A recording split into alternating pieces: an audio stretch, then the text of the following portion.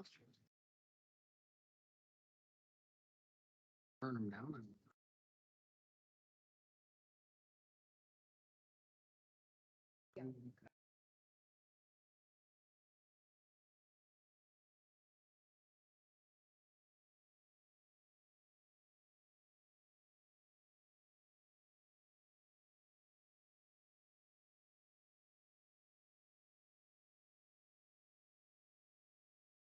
Monthly board meeting of the Amber Area School District Board of Directors on Wednesday, April 19th, 2023 is now called to order.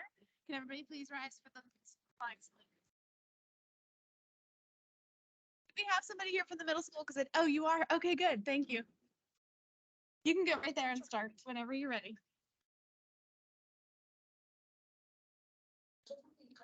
Of the United States of America, and to the republic for which it stands, one nation, under God, indivisible, with liberty and justice for all. Thank you.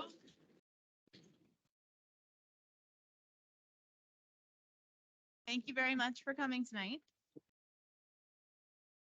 I don't believe anybody's here from Middle School Student Council. I think they all had activities and events this evening, but just to be sure. Is anybody out there from Middle School Student Council? Okay. This meeting is being recorded for district purposes. It is or may be published in part or in its entirety on the district's website without the express permission of meeting participants. Can I have a roll call, please? Mr. Carpenter, Here. Mr. Cephas, Here. Mrs. Fisher, Ms. Fitzko, Here.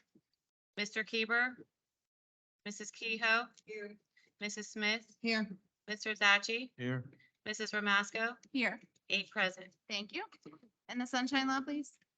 The Board of School Directors held an executive session on Wednesday, April 19th to discuss personnel matters, matters subject to attorney-client privilege and other confidentiality laws, litigation or threatened litigation matters. Thank you. And any correspondence this evening? No correspondence. Thank you. Can I have a motion to accept the minutes of Wednesday, March 8th, meet and discuss voting and non-voting meeting and Wednesday, March 15th, board meeting? So moved. Do I have a second? Second. All in favor? Aye. All opposed? And can I have a motion to accept the treasurer's report dated March 2023? So moved. Do I have a second? Second. All in favor? Aye. All opposed? And are there any amendments to the agenda? Madam Secretary, I have one for page 6 under steering. Item number 8 is to read motion to amend agenda to add item number 8 under steering rules legislative. It is recommended to approve a resolution to enable the district to move forward and effectuate any necessary documents to engage in litigation involving work on some. Thank you. Do I have a second? I'll second. All in favor? Aye. All opposed? Any other amendments to the agenda? Yes, Madam President, under Personnel and Salary Schedule Labor Relations, on number 9, on page 9, I'm sorry, we'll be adding a number 14, listed as a cafeteria worker. It is recommended to approve Amanda Davis as a cafeteria worker at the high school as per the terms of the collective bargaining unit, pending receipt of clearances, satisfactory drug screening, TB testing, and response by current and former employers to Act 168 screening. That's a motion to add it and approve. Thank you. Is there a second? Second. All in favor? Aye. All opposed? Moving on to recognition and presentation. Y'all go down to the front, please.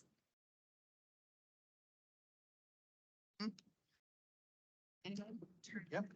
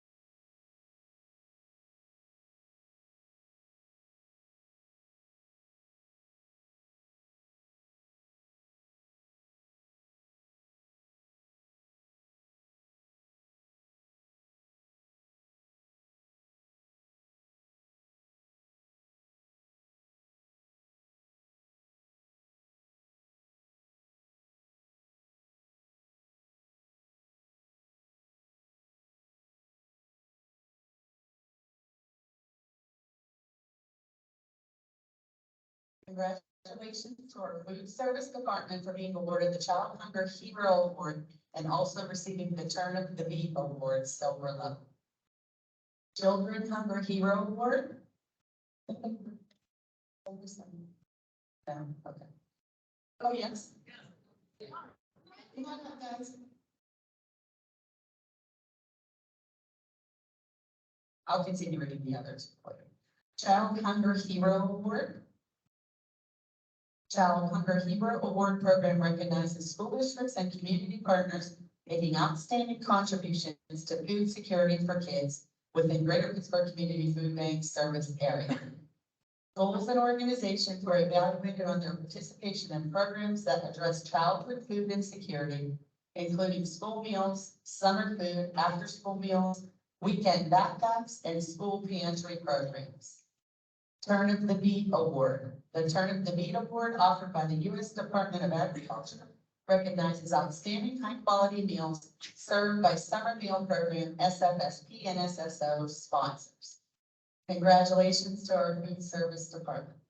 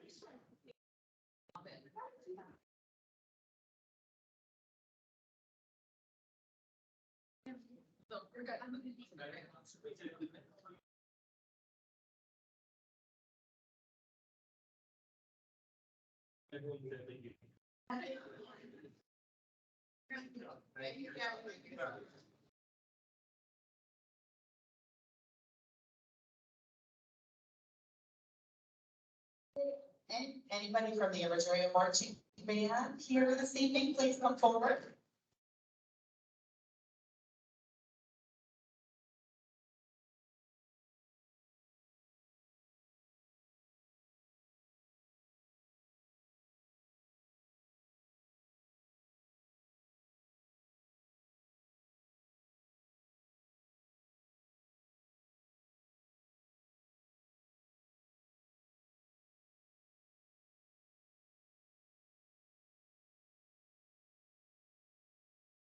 Congratulations to the Everett High School marching band members that participated in the band trip to Orlando, Florida in January of this year. Your featured performance throughout the Magic Kingdom and down Main Street, USA of Walt Disney World was an exceptional representation of your hard work and dedication since the start of band camp in August. You have made your family, school, and community very proud. Congratulations. Come forward, please.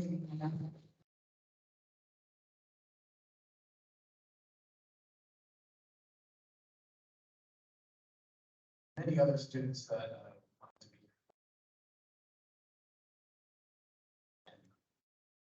So we have Zoe Wise.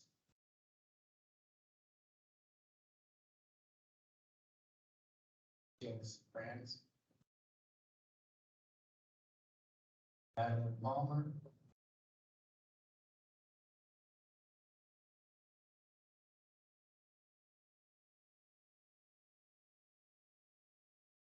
Sorry.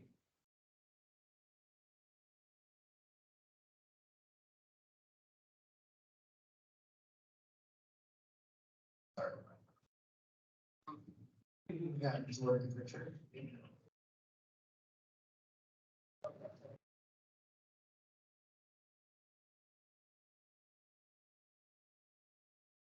We got Jacob down there. We got Ronnie Stonehouse. And we have, Mr. Hartman. He is a member of the family. He wasn't here, but he is a member, so.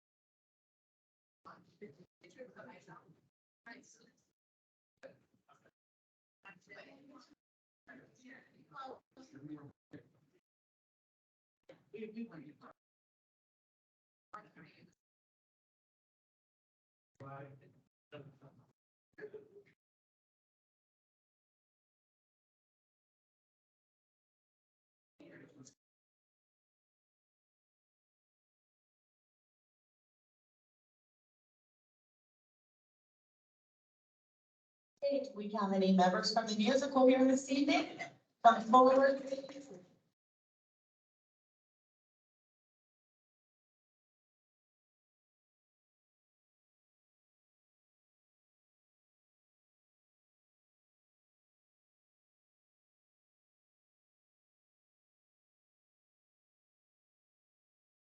This year, the Everett musical presented Andrew Lloyd Webber's School of Rock.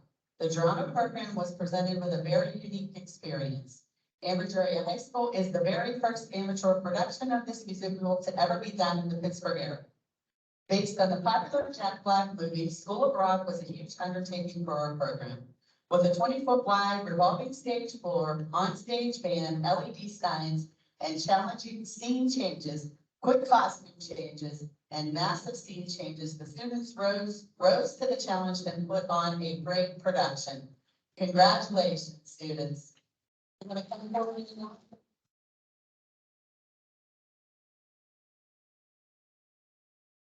Hi, I'm Jess, I'm the director of the musical. Hi, Jess. This is Jordan. And Anthony. And Maddie. Jameson. Zoe. If I know all their names. Brianna. Brian. Todd. Jake, assistant director, popular teacher sponsor, and then Maria.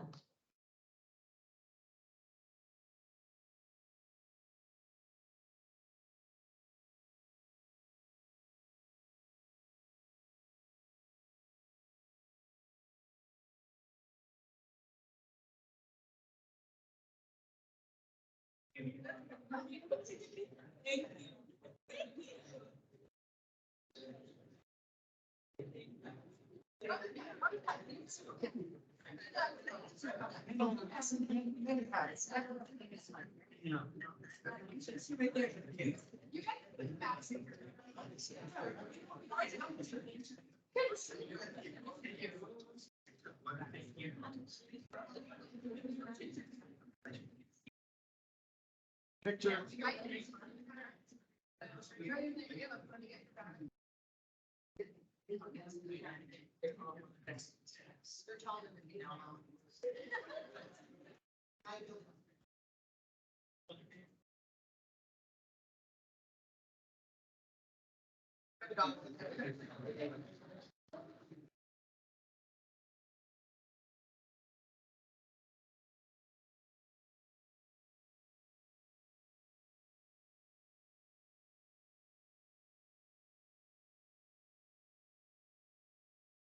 Is Mrs. Field here by chance for the middle school? Okay. So the middle school Ambridge Attic, the idea for no cost to shop store was presented by one of our sixth grade students, Anthony Manganello Jr., AJ. Unfortunately, AJ is at a baseball game right now, so he can't be here to be recognized, but we thought we would read it anyway. AJ wanted the Amber Area Middle School to be known for doing something positive. He proposed developing the no-cost to shop spot where all students could get gently used clothes for free without the stigma if they were in need. With assistance from the school district parents, Denise Manganello, the district partnered with Seneca Valley School District, and were able to receive hundreds of clothing items to get to our store, the Bridger Loft, up and running. Mrs. Patty Beal, a life skills teacher, volunteered to manage the project. Mrs. Beal and her students refreshed and displayed the clothing for the shop. In the past 11 weeks, the Bridger Loft has been able to help 17 students. Our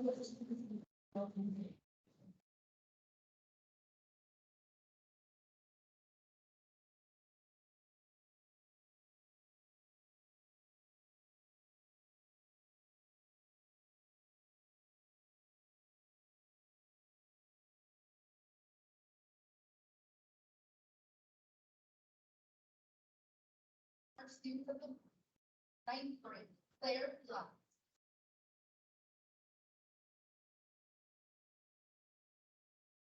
Tenth grade, Gabe Davis. 11th grade, Nathan Twin. Oh, that's fine. That's good. You can look down. And 12th grade, Amara Black.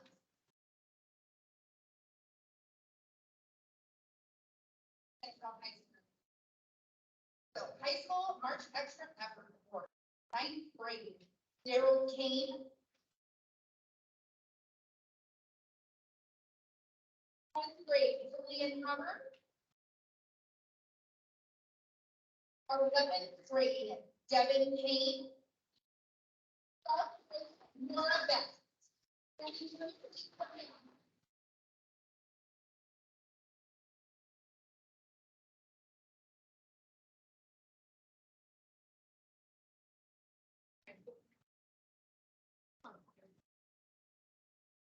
Oh, we're just gonna go from right? Middle school March student of the month, sixth grade, Alyssa Smith.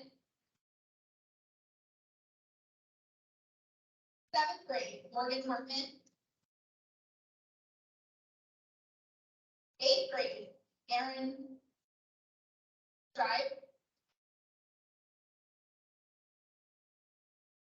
Economy Elementary March student of the month, fifth grader, Jenna Kerr.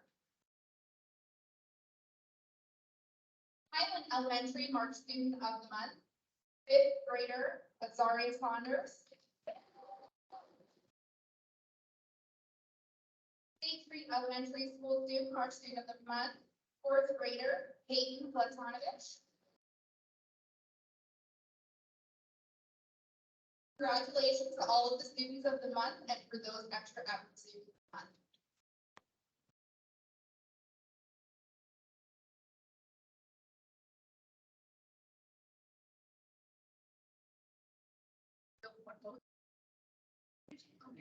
Before the back, we're gonna get a picture. Congratulations.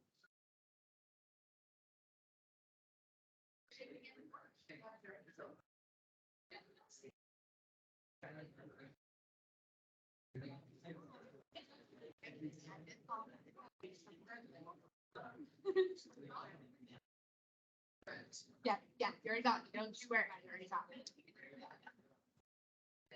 I got another picture. Come on.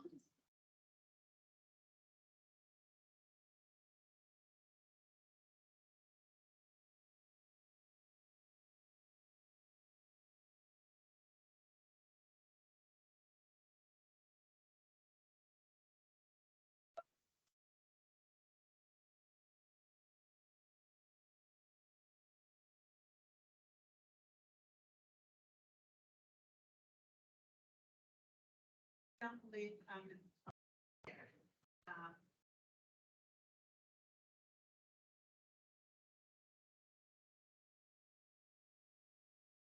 The Ambridge High School staff and faculty would like to recognize Nicole Conley as our employee of the month for her tireless dedication to the high school. It is undeniable that she is always giving her time and effort to students. She can be found co-sponsoring our positive behavior program that we just started this year at the high school. students getting back to school, planning the prom with her colleagues, and helping to support the junior and senior classes. And we're very grateful for all the time and effort she puts into our building. Congratulations.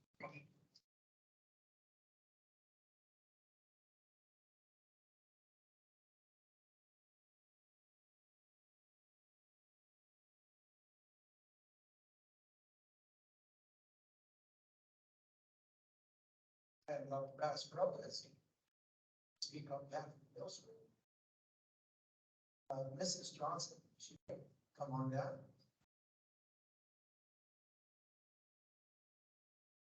This was one of the ministry.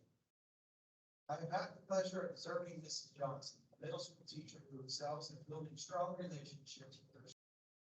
Not only does she create a warm and welcoming classroom environment, but she also takes the time to get to know each of her students on a personal level. She asks them about their interests, listens attentively to things, and shows a genuine interest in their lives outside. As a result, her students feel valued and supported. They are more willing to take risks and participate in class discussions. I am impressed by the level of trust and respect that exists between Mrs. Johnson and her students. And it's clear that their positive relationships have a significant impact on their academic and social development. Mrs. Johnson is a shining example of how building strong relationships can transform the middle school experience of students and teachers. Join me in congratulating Mrs. Johnson.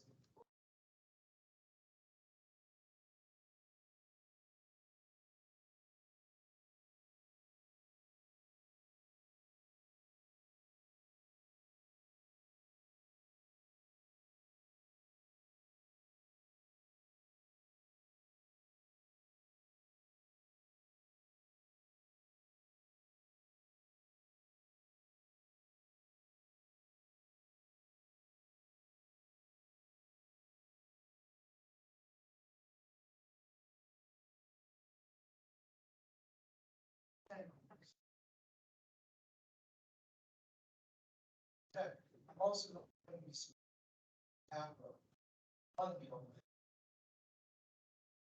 It's actually getting up here. I'll read half of this. Ashley is gaining respect and admiration of our faculty, students, and parents. I'm very fond. She has proven herself to be a knowledgeable and emergency. Ashley has established positive relationships with families. Parents rely and trust her judgment when attending to their children. In addition to being caring, nurturing, healthcare. Administratively, her medical documentation records are followed. As principal, I appreciate her dedication to the student. It's a pleasure to be.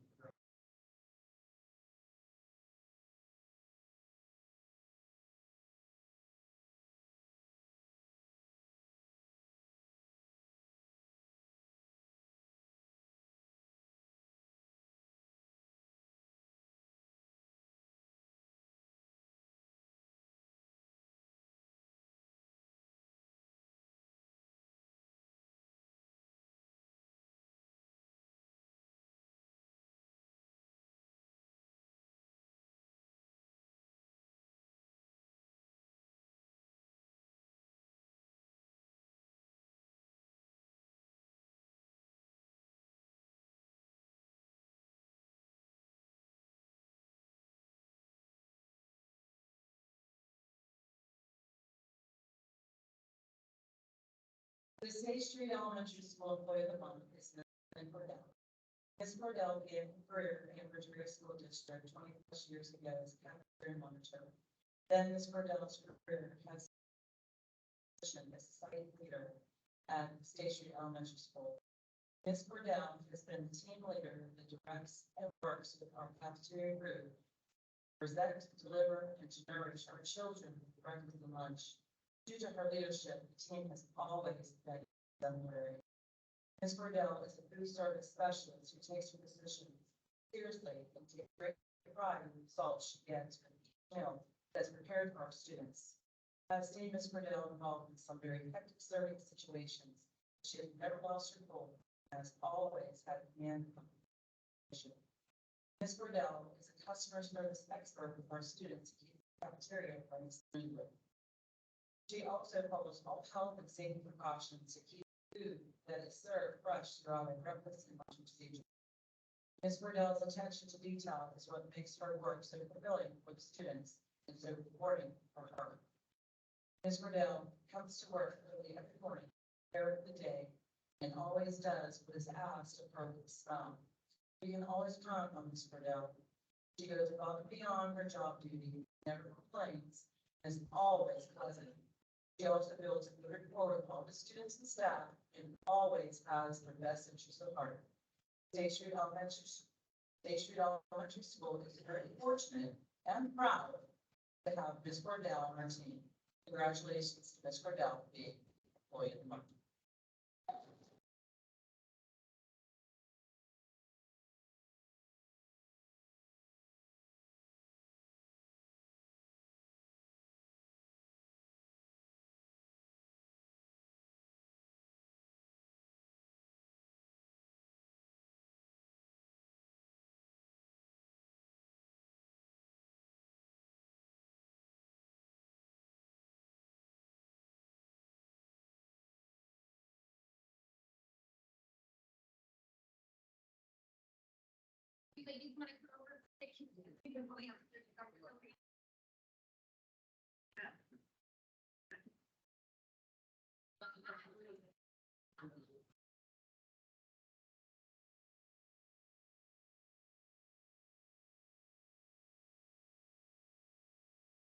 I'll be doing Highlands tonight.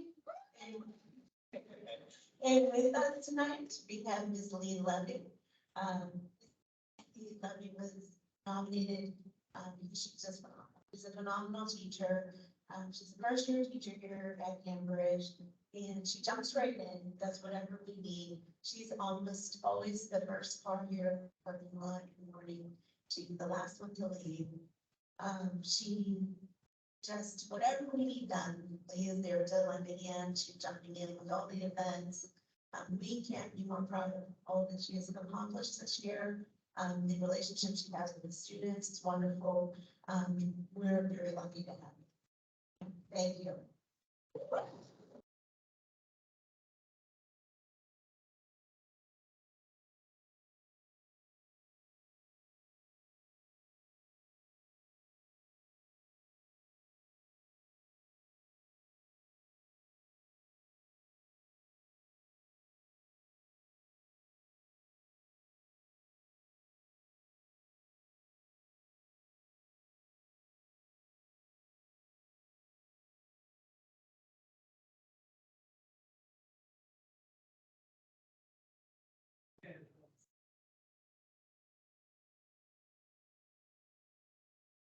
Oh, in the middle.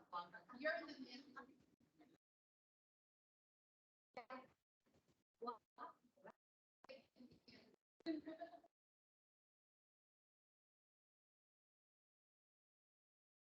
Thank you so much.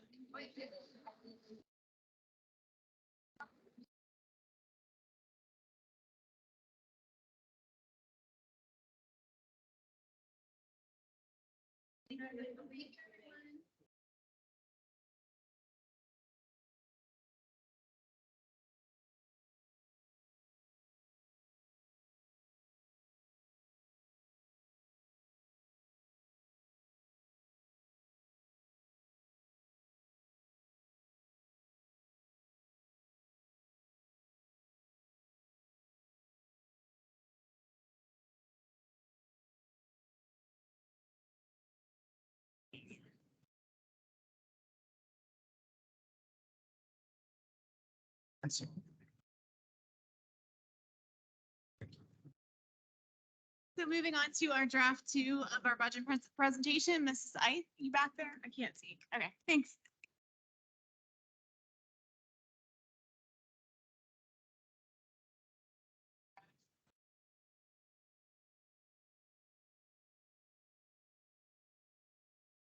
On our summary page.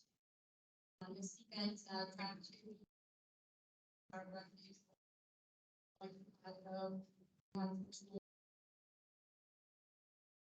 base ed funding, special ed funding, we're gonna be 23, 24, so we're able to conservatively put in this year's number. So it's a conservative increase. But I feel quite confident in it. When we get to the expenditures, you'll see why they went up a little bit. So I wanna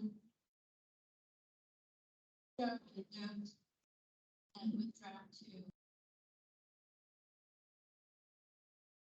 fund budget balances.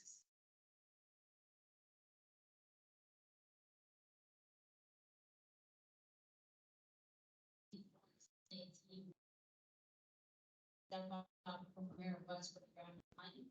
That's primarily because of that. Point out, we can't guarantee a carry forward from 22 to 23.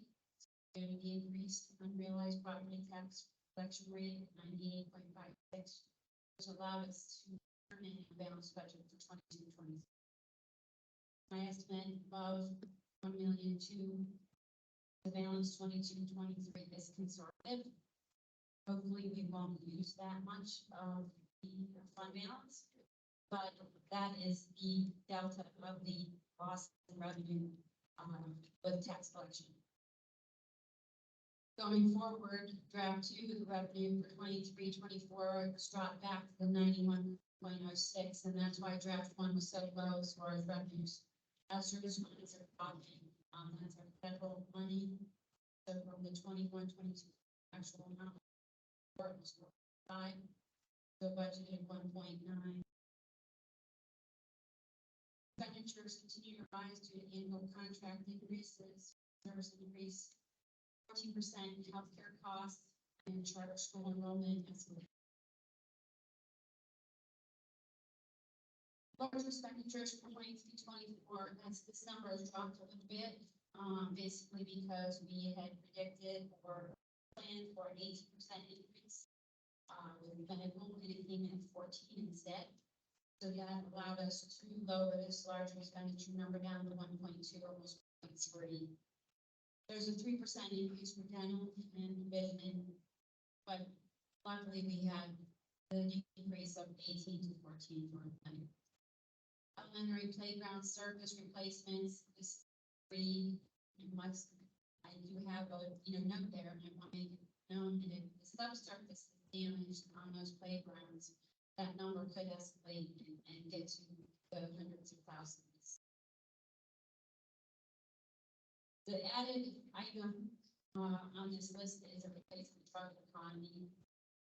Estimating about 44,000. I haven't received bids yet, but the truck is a 2,000 unit truck, so it's 20 years old, and definitely in its last legs.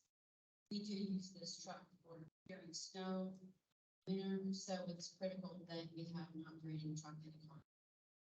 The new curriculum, 260,000.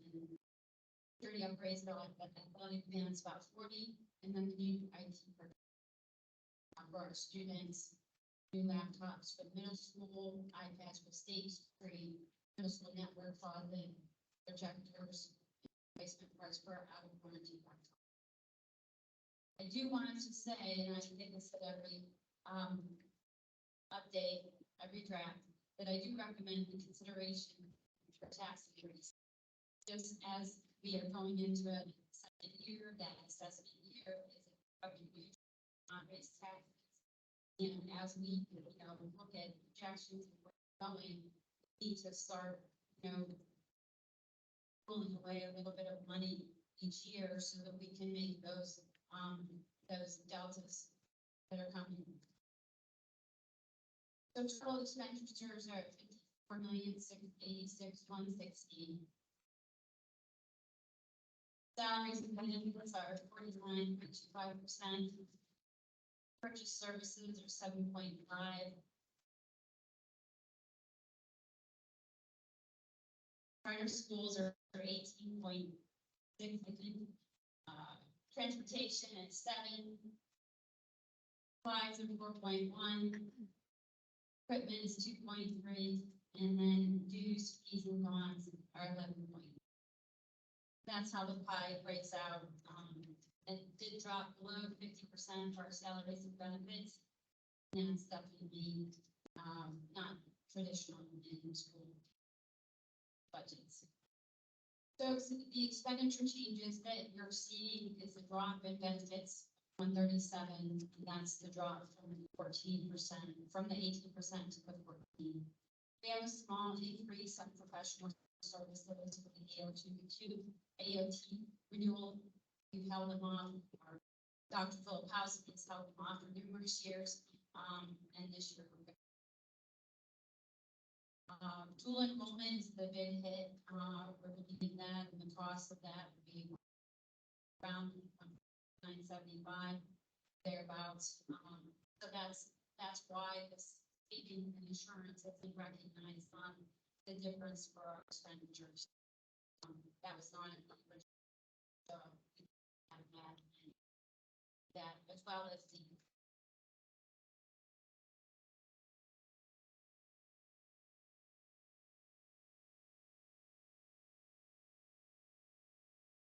any questions?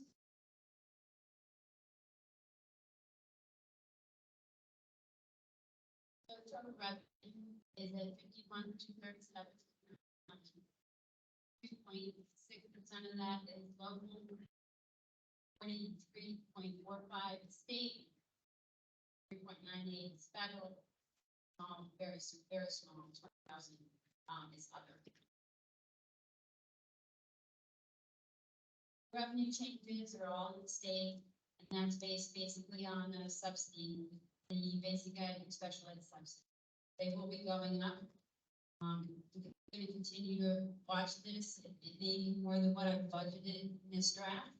We'll see what the governor, what they come down with, as far as the total budget. And then, the spreadsheets that I got will help us know what our share is going to be. Questions on these?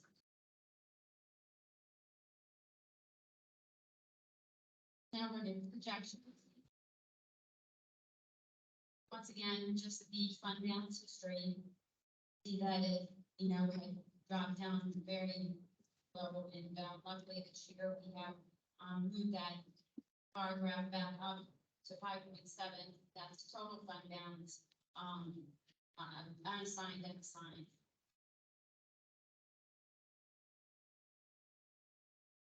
Look at a 3-year projection, no times. How the chart comes out.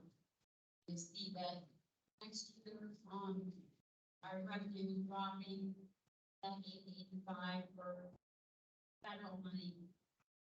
And that's displayed on the graph, and then after that, it goes away, and there could be a chance that the subsidy drops as well. I mean, you're talking about putting out a plan that would have a ratio scale where we would get a large number in the first year, then it would go down. So I kind of estimated there, that's all up in the air, obviously, what legislature determines. Any questions? I have one. So the bar graph that you have here is 3-year projection with no tax increase. Is there a bar graph for a 3-year projection with the maximum tax increase? And would there still be a gap between your projected expenditures and the revenue?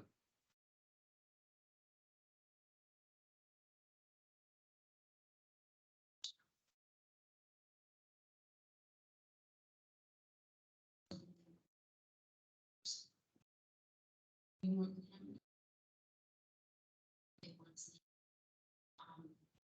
think it's I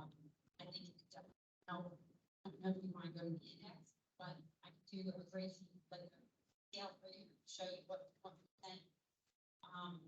The great thing about those, that's another thing about the spreadsheets that we got at CASPO. They have spreadsheets that allow us to those numbers back, and also there's going to be.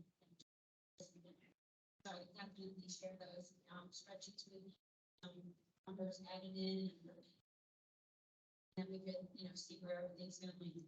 As it is right now, with no tax increase, we don't make it through 24, 25. We go negative about 2 million. What's the number for that? Don't have the money. I can get the. I have the.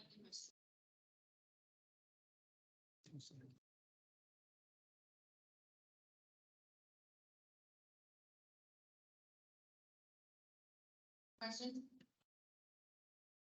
I have a couple, but just on this one, on this graph in particular, what is, I know we talked a little bit, we don't know what the millage is going to change to, but when you're doing these projections, is that what you're kind of basing it on? Or are you just basing it on the millage currently right now?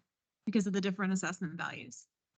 Right, I mean, we won't see any assessed value increase until 24, 25. So this year, I've been basing it on our current millage and where we are. And because they put out the assessment, but the roll doesn't come out until November. So it won't go into effect until the following year. So that's why this is all based on the millage value right now and not, what the assessed values. I also would like to say too that Dr. Trump has suggested that we talk to our businesses, other entities in our county, in our school district, and have them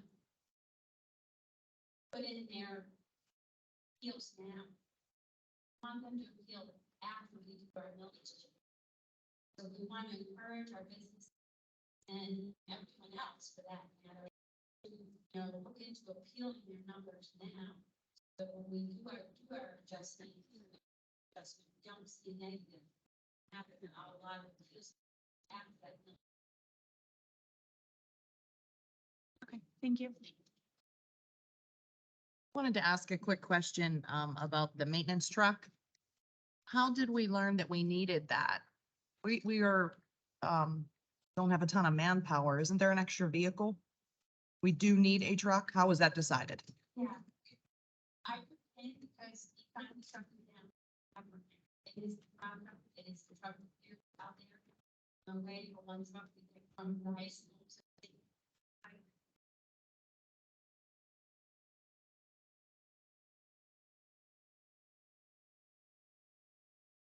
We did do some.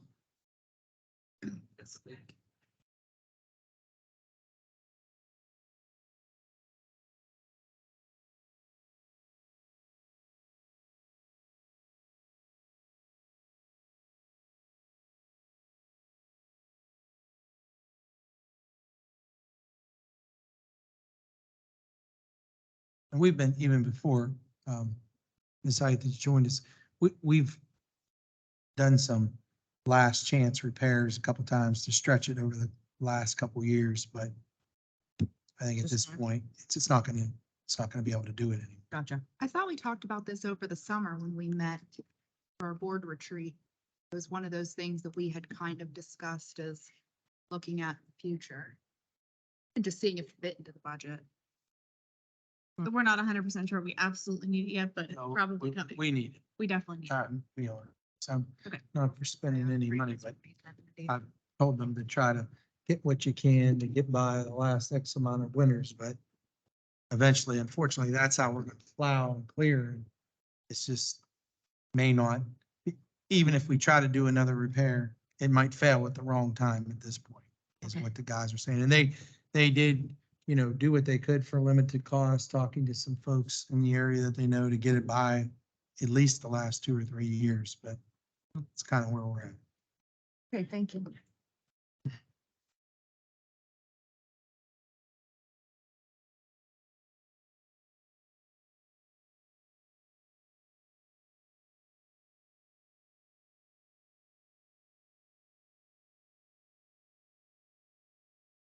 Wow.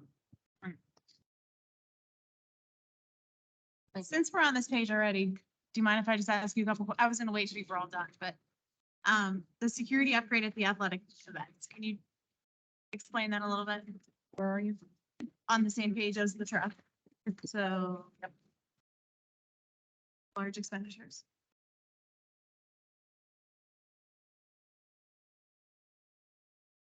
Oh, okay.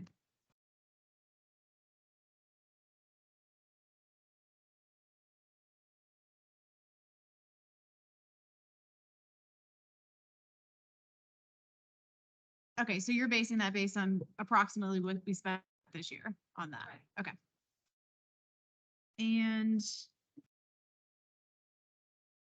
the replacement parts for the out of warranty laptops, those are laptops that are from probably the high school, I would imagine, since we're purchasing new ones from middle school. The plan, and I think obviously Mr. Crawford's here, but the plan is to try to integrate laptops and iPads as they progress through and move them up. So the replacement parts, I don't know if they're solely for the high school, but we did collect some of the dollars for insurance, but after that, there's going to be parts that need to be repaired and less is going to be covered underneath our original warranties. What's the plan for the middle school laptops that we currently have that are getting replaced? What do we do with the old ones? Okay. Thank you. And then the iPads for State Street, obviously, it'll just come to Economy and Highland next after that, so that it's a cycle. Got it. Thank you. And the projectors, are those the projectors that we did not purchase last year? Because we only purchased some of them. Okay. Perfect. Thank you. That's all I had on that page.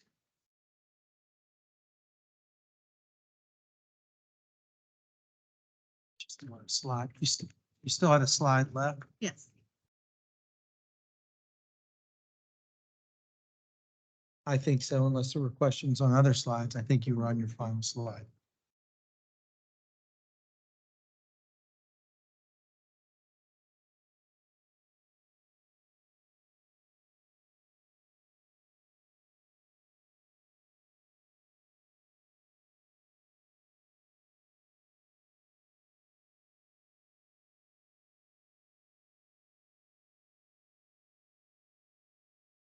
As needed in fund. So these bullet point items with zeros, the want to monitor the medical benefit, that's already happened, so we check that on the list.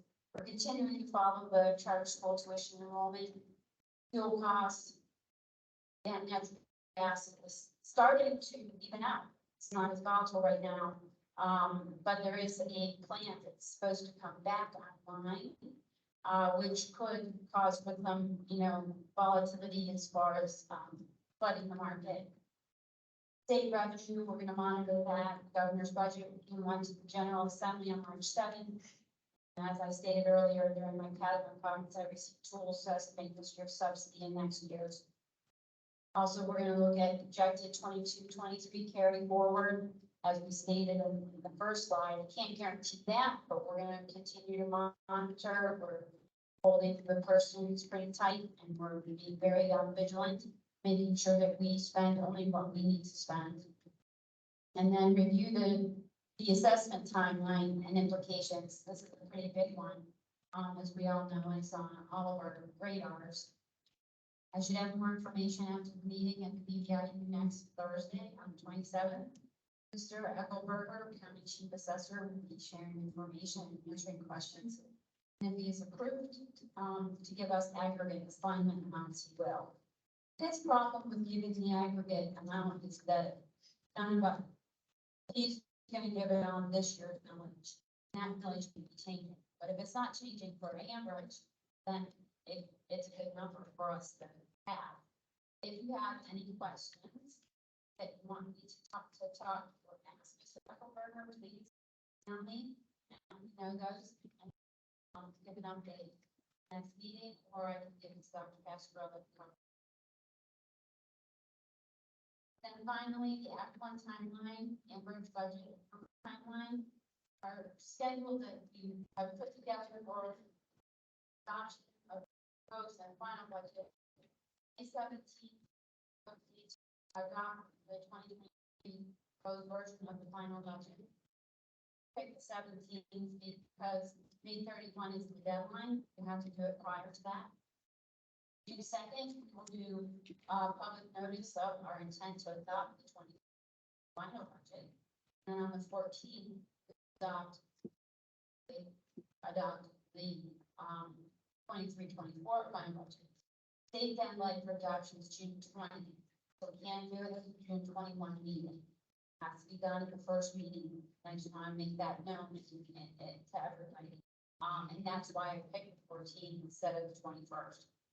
21st is after the deadline. You need 10 days after the adoption to be, in the paper, and that's why June 20th is the deadline.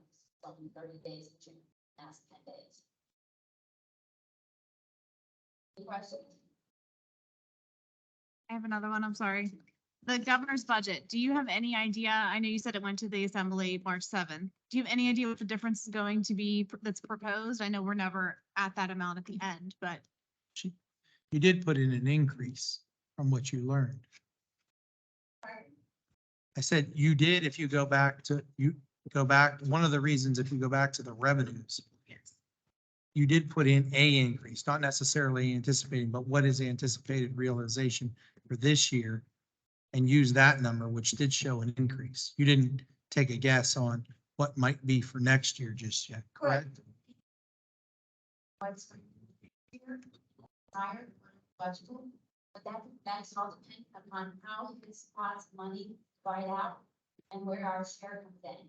So right now, I'm going with a conservative approach because you've got a lot of money in the basic ed funding. If he decides to shift that to special ed funding, well, that could be more money for us or less money for us. And that's why I went a little bit conservative, on that approach of what we're supposed to get this year. So there should be some increase, but I can't guarantee that based on the fact that it's done shipping money. Let's see where it's gonna land and what pot it's gonna land. And then our share comes into play. They basically changed the basic ed funding so that the share is all based on ADM now. So it's really important that we have, a good student base because they're basing everything on that. Average numbers don't have poverty levels. There's certain multipliers in the formula, and we basically don't fall into that category with other. So it's 92% of ours is based on our 800. Average.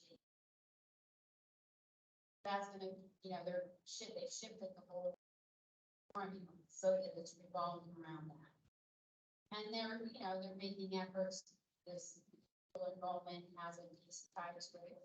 And, that's why we're going to go with buildings on top of that. And our district and having people. But the good thing is, the state's trending down, and we're in line with the state's trend, which means that our share shouldn't change that much, even if our number changes. If we're still in that same share category compared to the rest of the state, we should be okay, should be able to come. Looking at the graphs and everything, we are.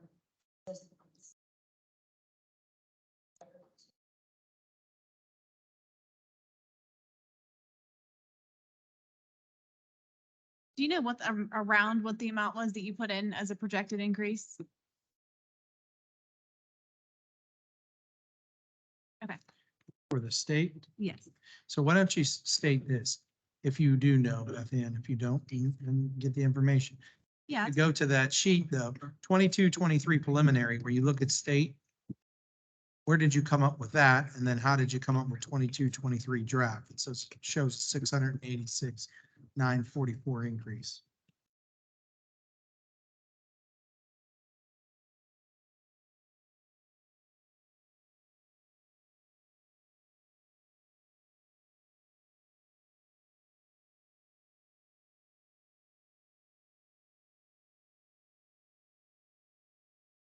This is from the states. Yeah, so the state went up 86. From what my original was, which was the actual number 21. So the actual number Gotcha. for 21-22 was at the 22-23 preliminary. Right. That we're supposed to get this one. So, underneath, that's divided. Day to day and special. So you're using that number for next year? Just as a, like an assumption of that's how much extra we would get for next At year? least what we're Yeah, getting this year. right. So you're saying, what is it going to be in the future? I understand. We what don't your know, question is. right. We don't know, and I think that's what she's trying to say, but she at least moved it, you know, At least that- significant movement up to that, should go up. Okay. Okay. So if you get a conservative number, then we can talk about that, but we won't know that probably. If we're lucky, they won't, and they approve it when they're supposed to. Ours will, we have to make a budget. Right, so Okay. it's hard to go and say that you're gonna get something you don't know that you're gonna get. Especially with that, those pots of money is structural. Deciding where he's gonna put that money in, you know, if he decides to put it into underprivileged schools, we don't get a piece of that. And so, you know, that's kind of why I'm going to start it out. I don't. Government, but percentage, that's what, that's what I'm doing. $1 billion, but, oh, it's probably my. And like I said, so it's not going to be poverty. Kind of. Little bit.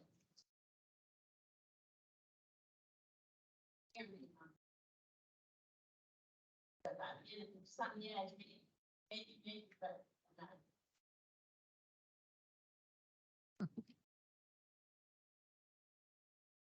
Thank you.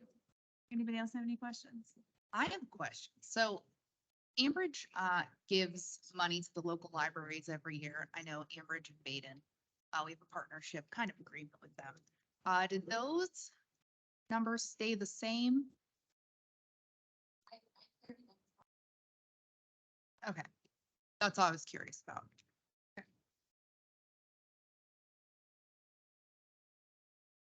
Anybody else?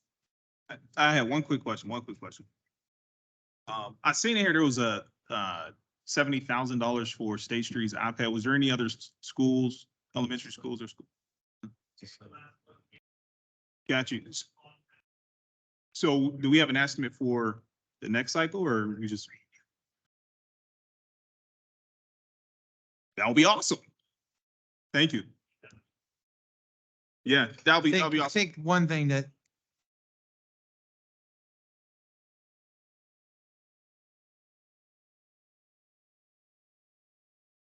here's one advantage I'll say to that.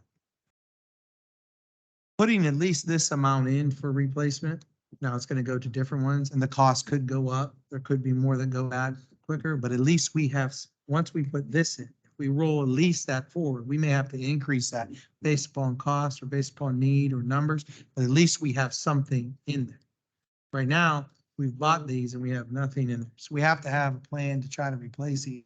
Otherwise, they're all gonna come due one time. So I think it's a good step in the right direction that has the ability to go up. So like he's saying, we could try to project that for future years, but I think at least having this in there, when it does go up in future years, hopefully that minimizes the amount it goes up as compared to just saying we had nothing. So this year will show probably one of the most significant amounts of increases to the budget. Is this an expenditure that we do not have any mitigating measures in place to try to control this cost? Because it could get really big. So what I would say to that is, as long as we're going to remain one-to-one, we're going to have to continue technology. We're going to have to continue to put a replacement in, a replacement cycle in place. And so we could try to stretch them here or there when available, or some of them as long as we can.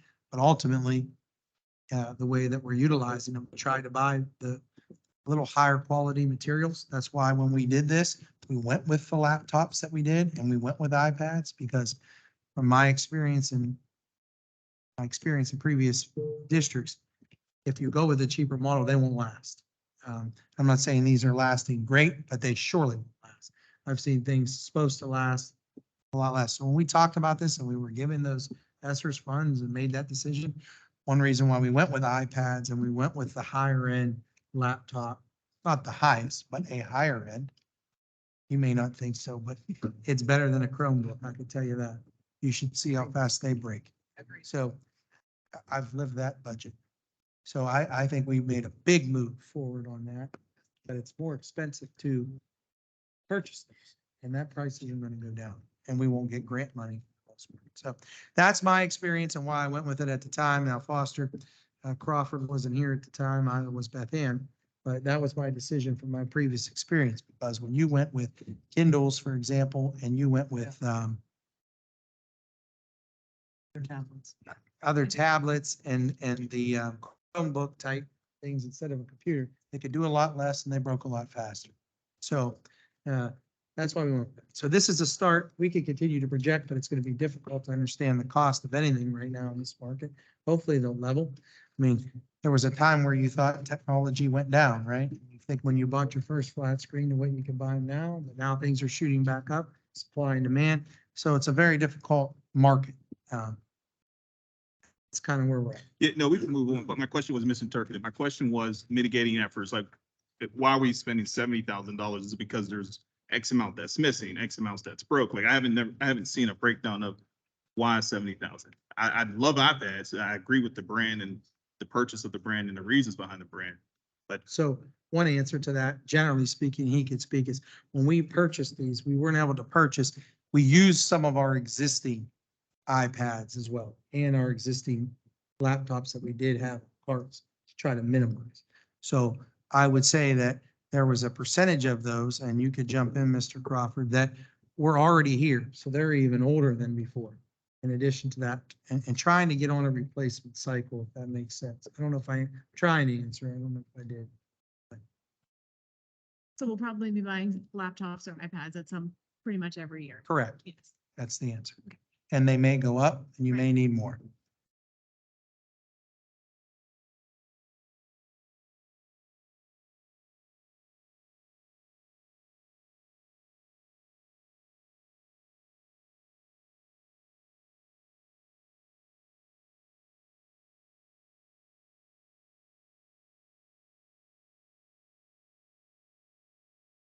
Next year, that incoming state within 1 grade. Higher school. That way I'm taking a bigger chunk this year. Next year, we will need more iPads going into Highland and Pond, larger than what state. So, one more laptops this year, less iPads, do State Street on the past, the oldest iPads currently. Those ones will be other things. In what happened, have you then good that those we start expecting pre-K that the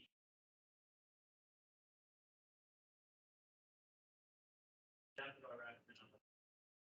I bet the laptop do cost a little more than that are maybe last year. That's the thought process. But it is going to be right thing you figure. Biggest thing right now, probably get that flip the price. I think that answers it right there. That's what I was looking for. Yeah. Let me play.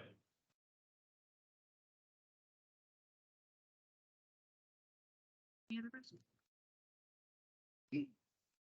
Thank you very much. Thank you, Mrs. I.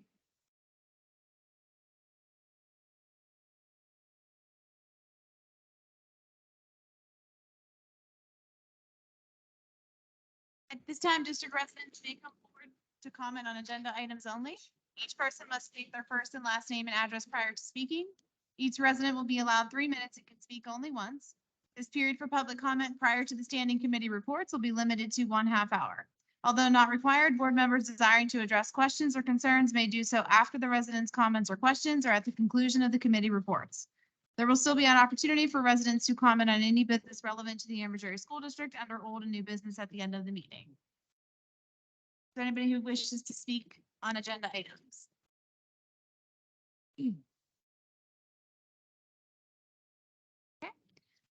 Committee reports, Education and Technology, Mrs. Smith and Mr. Zachi. Find my place. Good. Happy to take it, Mr. Zachary. Under education and technology, I'm going to read the ones that were not discussed last week. Number 7 is the student discipline, 2022 to 2023-21. Recommended to ratify the discipline agreement for student number 813-364-6898, relevant to a high school student, effective April 17th, 2023. And then number 9 is the special education plan. It is recommended the special education plan report for July 1st, 2023 through June 30th, 2026 be approved and submitted to the Pennsylvania Department of Education. Is there any discussion on number 9? Hearing none, I will make a motion to accept 1 through 9 as amended. Thank you, Mrs. Smith. Do we have a second? Second. Any board discussion? Have a roll call, please. Mr. Carpenter, Yes. Mr. Cephas. Yes. Mrs. Fisher, Ms. Fitzko, Yes. Mrs. Kehoe, Yes. Mrs. Smith, Yes. Mr. Zachary, Yes. Mrs. Ramasco, Yes. motion carries. Thank you. Under finance and budget and buildings and grounds, Mr. Carpenter and Mr. Keeper. Thank you, Madam President. I'd like to make a motion to approve items 1 through 5 as listed. I have a second. Second. Any board discussion? Do we know how long it's gonna take number 5 to get started once, if it's approved? The PA system? I know a lot of contractors have been behind. If you spoke, go ahead. Yeah, once we get the sign agreement, come in, probably in red. Try and get it finished. Even get it done in one day, whether it be.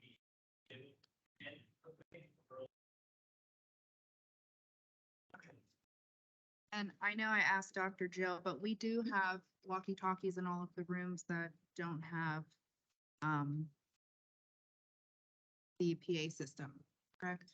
Well, the PA system, go ahead. Did you, I don't know if he was going to speak to that, but the way I understood it was that the PA system, they can hear it.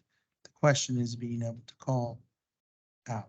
And I'm not sure that every single room had the walkie-talkie, but I talked to her, meaning the principal, about ways, if not walkie-talkies, other ways of communication that would have to be able to be done in this case. I don't know, Mr. Crawford, if you had any additional information on that, but that's what I knew. What they're basically missing is being able to make an announcement that the whole school can hear. Okay. They can contact the office, they can reach the office via the phone or the PA system, but they can't Tell make an them. announcement school-wide saying So our other buildings you could do. there's a problem from in anywhere this to- hallway, avoid it, Sure, sure. So that's why That's why we're updating making it. this move. But I think that makes a lot of sense while we're working on it. But I do think it's important to know that they can call to the office to get an announcement made. But we do want to get this done as soon as possible. I know we talked about it, I just wanted to follow up. Thank you. Any other discussion? Can I have a roll call, please? Mr. Carpenter, Yes. Mr. Cephas. Yes. Mrs. Fisher. Yes. Ms. Fitzko, Yes. Mrs. Kehoe, Yes. Mrs. Smith, Yes. Mr. Zachary, Yes. Mrs. Ramasco, Yes. motion carries. Thank you. We have nothing under athletics and public relations this evening. Steering and roles and legislative, Mrs. Kehoe, Mrs. Fisher. Yes, I'd like to make a motion to approve items 1 through 8 as in Thank you. We have a second. Second. Any board discussion? Can I have a roll call, please? Mr. Carpenter, Yes. Mr. Cephas. Yes. Mrs. Fisher, Yes. Ms. Fitzko, Yes. Mrs. Kehoe, Yes. Mrs. Smith, Yes. Mr. Zachary, Yes. Mrs. Ramasco, Yes. motion carries. Thank you. Under personnel and salary schedule and labor relations, Mr. Cephas and Mrs. Smith. Thank you, Madam President. I am going to also read a few add-ons that were not in here last week. On page 8, number 5 is new. District-wide Title I event. It is recommended to ratify the following teachers as workers for the district-wide Title I event to be held on Thursday, April 20th, 2023, between 5:30 PM and 7:30 PM. Teachers will be paid at the contracted rate. Secretaries and paraprofessionals will be paid per the negotiated agreement. We have teachers, Stacy Brock, Marie Buck, Dana Burns, Nicole Derrick, Lee Levy, Celeste Schaltenbrand, Amy Wass, secretaries Dee Carpenter and Maria Catola, paraprofessionals, Michelle Archibald, Lacey McCullough, Lorraine Marconja, Shireen Raffla, Melissa Rhines, and Stormy Yem. And then also we're going to look at number 9, which is also on page 9. The 2023-24 fall winter coaches. It's recommended to the following individuals be ratified to fill the designated fall winter coaching positions for the 23-24 school year at a salary as per the terms of the collective bargaining agreement, pending receipt of current clearances, satisfactory drug screening, TB testing, and responses from current and former employers as to Act 168, provided the school year allows coaches to hold spring sports as normal. It should be fall sports because this is boys soccer and girls soccer. Matthew Pertel, head coach, at a stipend of $4,300. And girls soccer, James Raymer, head coach, at a stipend of $4,300. Also, number 10, a memorandum of understanding. It is recommended to approve the memorandum of understanding between the Ambridge Area School District and the Ambridge Area Education Association regarding reimbursement of Social Security Administration costs of locating pertinent employee information. And number 11, also another memorandum of understanding. It is recommended to approve the memorandum of understanding between the Ambridge Area School District and the Ambridge Area Education Association regarding a school psychologist position. And 12, another memorandum of understanding. It is recommended to approve the memorandum of understanding between the Ambridge Area School District and the Ambridge Area Education Association regarding a pre-K ratio payment. Number 13 will be a remedial summer school program, tentative upon school and student enrollment to ensure no cost to the district. It is recommended the following teachers be approved to provide summer school program services to students beginning Tuesday, June 13th. Is that, I'm sorry to interrupt you, Sure. but I just looked at that. I was wondering, is that correct, Mr. King, or should that be July? That's the high school credit recovery. That's not the. It's the okay to be elementary June one. 13th then? What's that? It is June 13th. Yeah, Thank you. yeah, they always do the. high Sorry to school. interrupt you. I just wanted to make No sure the problem. date was correct. Okay, so for the high school credit recovery, beginning Tuesday, June 13th and ending on Monday, June 26th. It'll be from 8 a.m. to 3 p.m. each day in session, the Ambridge Area at the Ambridge Area High School. Teachers will be compensated at the rate as per the collective bargaining agreement, and we have listed Christina Briola will be English, Greg Mell will be social studies, and Kent Withrow will be math. And then we just have added number 14, the cafeteria worker, which I read earlier. So with that, I will make a motion to accept items 1 through 14 as amended. We have a second. Second. Any board discussion on any of those items?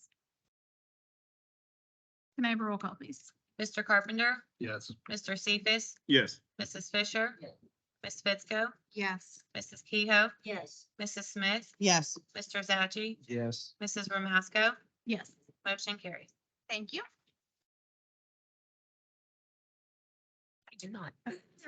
Dr. Passrell, would you report? No, just want to congratulate our students and our faculty who were, and staff who were acknowledged tonight for all of their hard work. I greatly appreciate that. I'd like to thank Ms. Ide for her presentation today and her work on the budget, and everyone for coming out tonight. Thank you. Thank you. It is now time for old and new business. Any district resident who desires to comment on any business relevant to the Ambridge Area School District should now come forward. Each person must state their first and last name and address prior to speaking, and each person will be allowed 3 minutes and can speak only once. Is there anybody who wishes to speak this evening?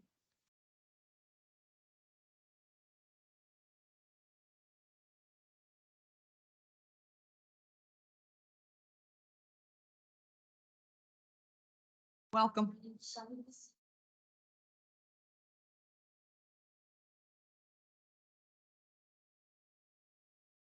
Just wanted to the weight classes and also the grading scale.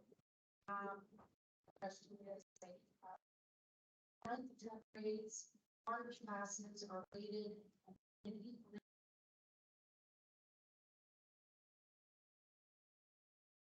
Not rated, counted equally to the Easter based class.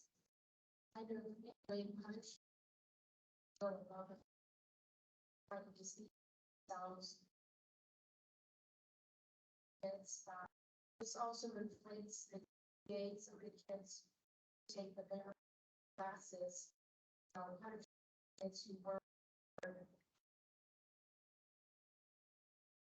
So why is our school way, lower than the nationally accepted 4.5 wage for honor class, 5.0 wage for ours, 0.25 for honors, 5 for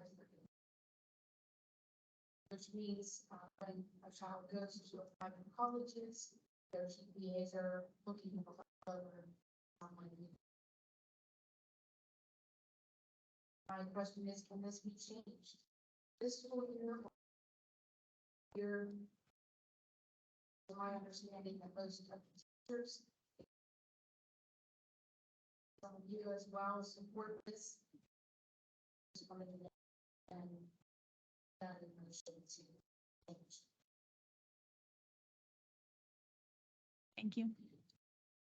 You want to speak? Can we have, I was gonna say, I definitely would like to hear more about that, different options for the district. I mean, I have a young child, so I'm not there yet, but I would like to hear options on how we can change moving forward.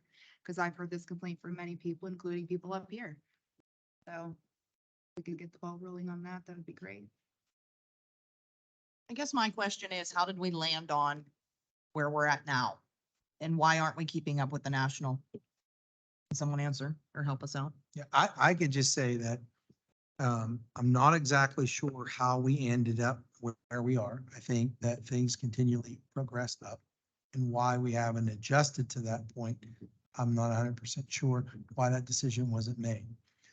My biggest concern, because there's a lot of discussion around a variety of issues in and around this grading.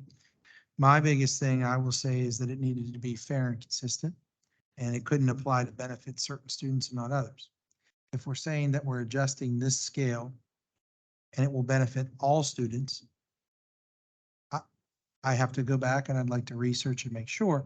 I don't see, other than double checking to make sure our computer systems and those types of things, why that would be a huge issue and why we would not want to do that to adjust. If we started to talk about some other issues that have been brought up in the past, in and around, the way we do ours by a quarterly component versus the end of the year, I think that could benefit some students and not benefit other students.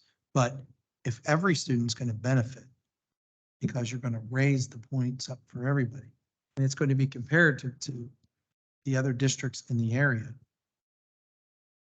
I'd like to look into it a little bit more, but it seems to me like that would be something we'd want to do for the future. I don't think we're. I could chime in. 6 years ago, we presented on getting rid of the quartile, going to an add-on, and the board voted it down.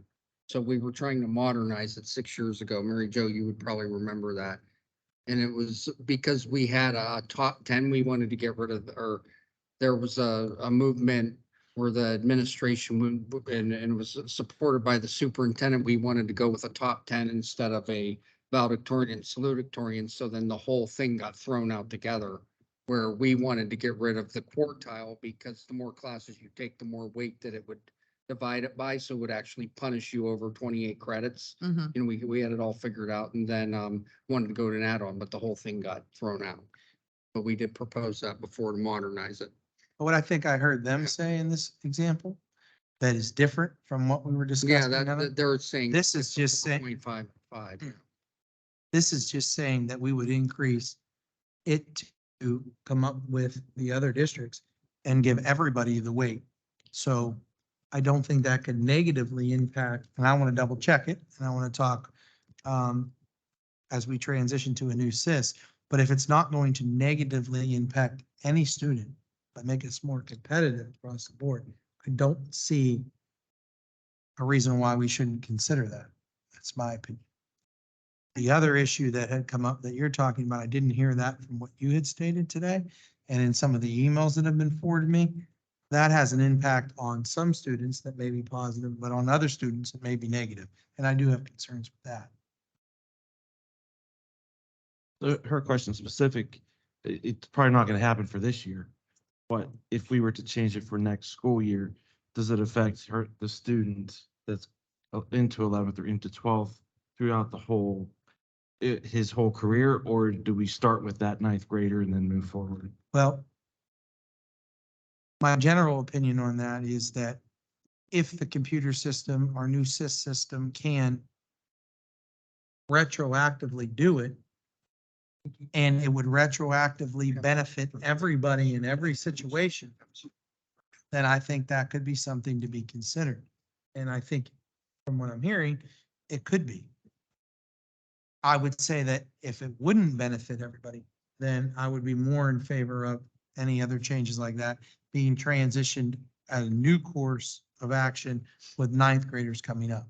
But if this is going to benefit everybody and it is able to be done, and it's just only going to increase folks' GPAs comparable, then I don't know that it would hurt. But I need to do a little bit more research on that before I can make that statement. But on the face, it seems like that would be correct. Well, then you can do research and give us some options, even by next meeting. I would say on that, yes. Okay. On the other one that has been discussed with regards to saying quartiles or not quartiles and that would be significantly more work. Yeah. And there's a lot of, Making life of its own. and there's a lot of concerns I have that for students. Just to share an example on that, I was saying this when it came up one time before, a few years ago. In the quartile, if you looked at it and I still need to review it, but if you look at it and somebody's saying, well, they got 3 A's and only 1 B and it dropped their GPA. My argument would be, what if you had 3 B's and 1 A? That 1 A could have helped you. So I have definite concerns on what that might do for other students. I understand how it could benefit some of this. This, the way I understand it, if we are able to do it through the system, no matter what you did, and I want to double check my work, it seems to me that no matter what, we could do it. It would just increase the value for all of the students, which if that's what everyone else is doing, we should have our students have the same opportunity, in my opinion. Agreed. When you're saying all, if we change our A scale and it goes to a 5.0, I think what she is saying is if these kids are taking honors or advanced classes, they are doing more work. They do not just deserve a 5.0. They should get the weighted 5.25 or 5.5 or whatever. My understanding, what she's saying is that other schools are currently giving them a 5 and we're only giving a 4.5. And she's saying that in honors, other schools are giving a 4.5 and we're only giving a 4.25. Well, why in 9th or 10th grade is it not weighted here? That's. If you're in honors and you're in typical general, you're getting an A, you both get a 4.0 currently? Yes. So if you take certain 8th grade classes, it pulls it down because they're weak. So that's a Yeah, that whole doesn't nother. make sense to me. No, it doesn't. No, Let's get. Can we look at that? Well, some research. Take a look. We'll look into that. Can we look at that? I mean, we could look at it, but I'm just saying, it's Went gonna, down. that started on, Change it. We had someone with 36 A's not be the valedictorian. Yeah. Can we look at what other schools are But- Yeah, doing on we need to look into this. that end of things? Whether they weight their classes 9th through 12th or just 11th to 12th? you or can, but I'll make a statement on that. Yeah. If you didn't tell people that they were going to be weighted, and now you're gonna go back and weight them, I don't believe that's fair. So that's my general opinion today. Could change. In other words, if everyone knew it was gonna be weighted and it just wasn't weighted enough, as was brought up today, then we should increase the weight to match other people. But if a kid took a general 9th grade class, the same as, and got the same weight, you may say that's not fair, but they didn't know they would add an option for weight. So would they have taken the higher class had they had that opportunity? Maybe. That's where I'm having an issue with that. That goes into a whole nother ballgame. So I could look into whatever you want, and I'm not saying it's wrong, but I'm just saying from my point of view, that goes to benefiting certain people and not others. Should a parent have decided at that given point, well, I'll push a little harder if I thought it was a weight. Somebody might argue yes, but it wasn't a weight, so they just went with the class that was there. So my opinion on that stands that that would be a whole nother discussion, and to retroactively do that backwards for somebody that didn't make that choice with all the information, I would have grave concern. But as far as everyone who took it, knowing that it was going to be weighted, giving more weight to match up with our peers, to me, that makes sense. I'm not saying that we shouldn't change it, what you're saying, to the future and match up for 9th and 10th graders to do it and get weight. I just would say I would prefer to pair those off into two separate issues and start that with everybody coming into 9th grade that knows that. And then the next discussion, because once you figure out what you're going to do for the 9th and 10th, what if they took that class in 7th and 8th? And then here we go. Goes on all the way on, way down. But I don't think it's fair to retroactively give people more weight when they didn't know they had the opportunity to get the weight. That's my looking opinion. for retroactivity necessarily. I'm not saying that. Well, I think in the one where we're talking about increasing it from a 4.5 and a 5, that would be fine. Everyone knew it was weighted. We're just giving you more weight to be compared. You decided to take weight, we're just putting the weight where it should be. That's right. That's my opinion. But I will definitely look into that. But I think the other discussion, if you choose to have that as a board, that's a larger discussion. You'd have to make that decision that you want us to go ahead and weight that, and we'd have to have discussions like, is that going to just start for a given 9th grade going in? What will we do if they took that class in 8th already? How are we going to handle that? There's a lot that goes into that. And I have concerns about what would be fair. But the first part, I think, should be able to be looked at and possibly handled quicker. Can you look into that also, if they take it in 8th grade? Like what other schools are doing, because I'm sure we're not the only schools that have kids that. Well, there was a motion made here not long ago, I think, where we did allow them to give credit, but not. How would we handle?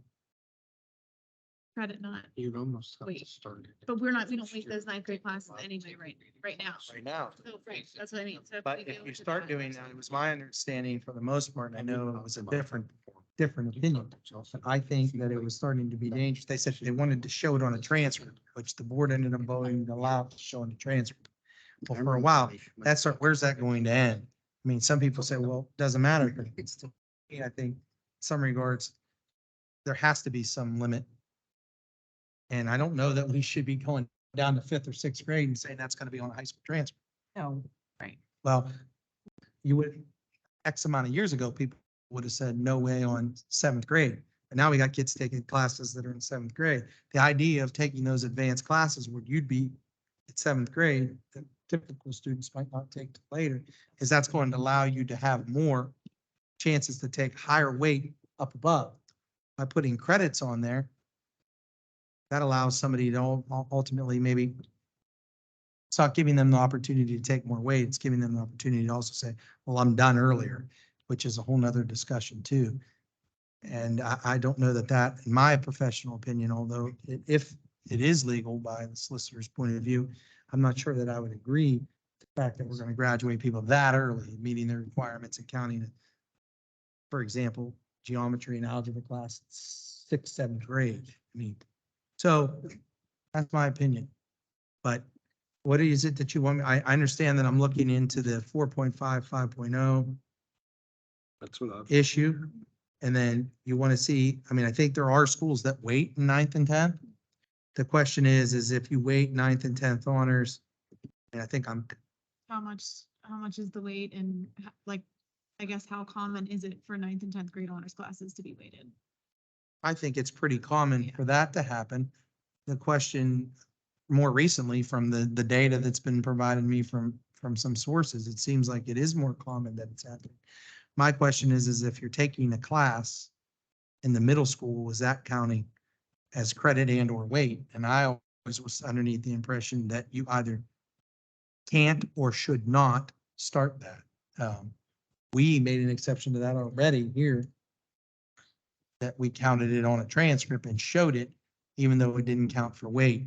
And I have concern with that. The language? right? Yes. So maybe we don't give weight in eighth grade, but then in actual high school. In ninth and tenth grade. I mean, if And my only point to that would be is the concern I'm struggling with, and I didn't get to read the email. I did know that this was coming up, started to ask Mr. Crawford to look into our new technology system. And if they could do it, I think in my quick read of it, because I've been busy, I think it said that it would be a cost, which that might be worth it, to run two different grade books. Because you'd have to almost run two different grade books, because everybody wouldn't be in the same grade in the same class. Unless you guys were going to go backwards and give retroactive weight for those. And again, that would be probably not my recommendation, because people didn't know that they had the right to get the weight. there are classes that they would have to run 2 grade books though, because if they're ninth and tenth grade classes, I'm thinking out loud. So they would be in the next grade above, right? Since we're not talking about AP I'm and, trying to follow you. Go ahead. I'm listening. well, I'm just thinking AP in college and high school classes. So those are 9 through 12, right? So anybody could be in there. So if you retroactive it, then a junior and a freshman could be in that same class, which it makes sense that it has to be retroactive. But if it's ninth and tenth grade honors and we're not retroactive, we're just starting with that brand new ninth grader. If you're starting with a brand new ninth grader and they're taking another class that is a class that is with peers that are in older grades and you transition that in, I don't have this all figured out. You're asking me this on the spot, which is very difficult. But I'm trying to talk through it. What I'm telling you is there could be a chance in a high school class where if we say the incoming ninth graders were going to give weight, but nobody else would get weight, there might be a class where those students are in tenth and 11th and there's a new ninth and they would be getting weight and they wouldn't, whether that was due to repeating or it didn't fit into the schedule or whatever could have happened. And then the district would have to run two different books, run two different grades until they phase that out, which if possible, which I did not read the email in detail because I did not have time, it's probably going to have a cost and also would have some challenges possibly to, not saying they're not worth it, but challenges to monitoring that through a guidance office and making sure we have the right people getting the right credits in the right year. If you went the other way, I just would say that if you said, well, everyone's retroactive and we're gonna go and then if you took ninth and tenth honors, you do it. I just don't think that was fair. That's my honest opinion. That's fair. I don't think that's fair. But so I'll try to look into information and give you what I can for the next meeting, but I'll try to separate them into the two groups if that's okay with you, because I think That's a good 2 sessions. Good. We would have to take a vote on that to make a change to the handbook, I would imagine. But thank you. Yes, sure. Anybody else who wishes to, thank you. Anybody else who wishes to speak this evening?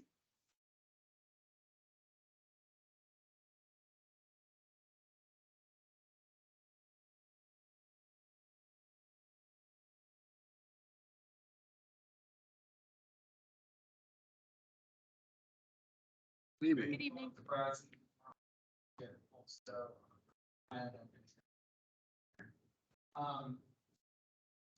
So my wife and I have been looking at some things with, school resource officers. We saw that back in August. The school. There was money approved for the school and middle school have resource officers. There have been any kind of talk to look into these grants that are available to put these resource officers in the elementary. One for all three, one in each. I'm just curious about that. Obviously, there's concern. Wake up Nashville, unfortunately, that this is a concern, this is a sole concern for my wife and I on a daily basis. I think that's a lot of people's concern. Nothing that staff and Highland has done, that they've been excellent, wonderful. But that unfortunately is a daily concern on short for me. I wasn't sure what's being done, if anything, to potentially get those resources and people in place by security protection to this and stop this target So my general comment to that, you mentioned grants. We do write the grant every year that supports school resource officers. You, really only can get up to, they've changed it now. It used to be 60,000 in year one, 30,000 in year two. It seems like it's $70,000 now, one time. We're not sure if we'll get second funding.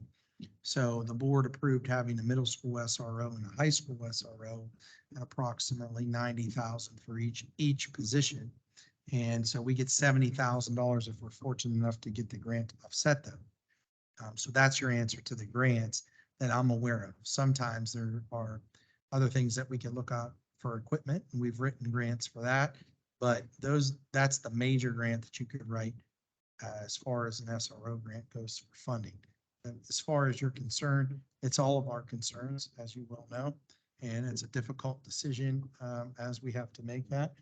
And so, that would be up to the board to have a discussion on as to whether or not they thought they would be looking at SROs in the elementary school.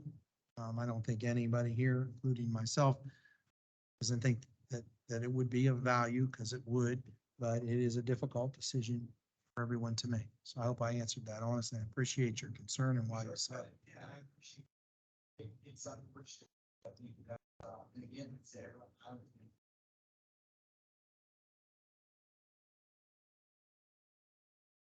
There's always law, there's always, there's one of the gone to the point now that concern every day is starting to face it off. Discussion with other parents there. And so, such a wonderful story to advance kids. Something. Thank you. Thank you. Thank you. Thank you. Anybody else who wishes to speak this evening? Okay. We have a motion to adjourn. Do a second? Second. All in favor? Aye. All opposed? Meeting adjourned. Thank you very much for coming. I'm big, I'm walking off for like 10 minutes, like scared.